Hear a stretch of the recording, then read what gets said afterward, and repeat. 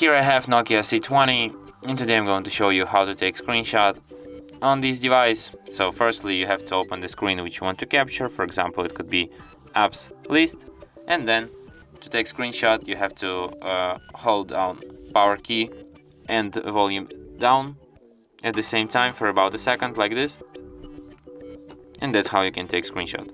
Let me show you one more time. Power key, volume down at the same time, and that's how it's done.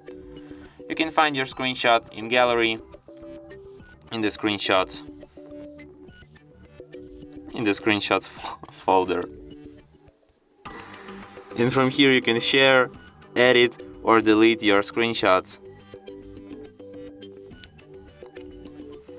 And that's it. Thanks for watching.